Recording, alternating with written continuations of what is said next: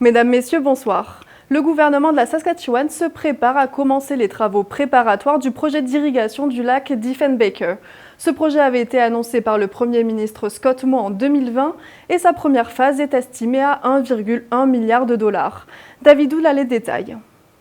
Des consultations et des travaux de conception préparatoires débuteront bientôt pour l'agrandissement du lac Diefenbaker dans le sud-ouest de la province. Cette première étape du projet devrait coûter près de 1,1 milliard de dollars. Jeudi, le premier ministre Scott Moe s'est réjoui des derniers développements devant les membres des municipalités rurales de la Saskatchewan. In addition to just being used for agricultural irrigation, Il affirme que ce projet permettra d'améliorer l'irrigation pour les agriculteurs pour augmenter la valeur de leurs récoltes. Le projet permettra aussi, selon lui, de consolider l'accès à l'eau dans les municipalités. Il souhaite également que cet accès à l'eau encourage des investissements, notamment dans l'industrie de la potasse. potash industries, for example, will use water. Mais le projet ne fait pas l'unanimité. Vendredi, par communiqué, le chef de la Fédération des Nations autochtones souveraines de la Saskatchewan, Bobby Cameron, s'est dit profondément troublé par le projet. Il croit que les Premières Nations n'ont pas été assez consultées. Selon Bobby Cameron, les Premières Nations doivent être associées aux décisions relatives à ces grands projets qui ont une incidence sur leurs terres traditionnelles, dont elles sont les gardiennes depuis des temps immémoriaux. Pour sa part, le président des municipalités rurales est enthousiaste par rapport au projet. Dans sa forme actuelle, les coûts des travaux de la première phase seraient partagés entre les producteurs et le gouvernement provincial. We'd be wanting to sit in on some of the conversations. Il dit vouloir participer aux discussions pour connaître les coûts du projet et souhaite que le gouvernement fédéral participe également. A strong proponent of the federal government putting in a share. En 2020, le gouvernement Moe annonçait que le projet coûterait au total 4 milliards de dollars. Mais le premier ministre estime maintenant que la valeur des travaux a augmenté de façon considérable en raison de l'inflation. Ici David Houle, Radio-Canada, Regina.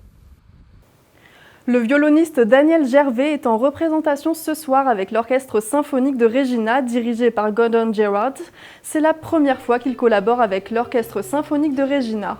Le musicien mélange les genres et propose un concert de musique celtique et de musique métisse. Il expliquait hier à notre micro ce choix musical à l'occasion de la Saint-Patrick.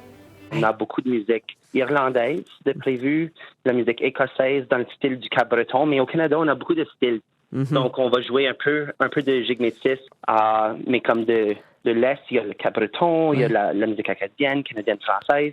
Demain, je joue une de mes compositions originales, puis ça s'appelle le canot volant. Donc, on dit l'incantation magique pour embarquer dans le canot volant. Les trottinettes électriques vont revenir pour un deuxième été consécutif à Regina. 500 trottinettes électriques ont été déployées dans les rues de Regina en 2023 dans le cadre d'un projet pilote. Le personnel de la ville souhaite désormais que le projet devienne permanent. Plusieurs acteurs de la ville considèrent l'essai de l'an passé comme un succès. Et si une enquête montre que les utilisateurs en ont été satisfaits, elle révèle aussi que les personnes qui ne les utilisaient pas les considéraient comme un problème de sécurité. Le championnat national de hockey universitaire féminin s'est poursuivi aujourd'hui à Saskatoon. Et même si les Huskies sont écartés du titre de championne nationale, elles jouent des matchs de consolation. Ce matin, elles jouaient contre l'université Saint-François-Xavier de la Nouvelle-Écosse. En remportant la partie 3-1, elles ont encore un match à jouer demain contre les Thunderbirds de l'université de la Colombie-Britannique. Ça fait longtemps que nous préparons pour ce moment. On savait qu'on allait avoir les nationales ici.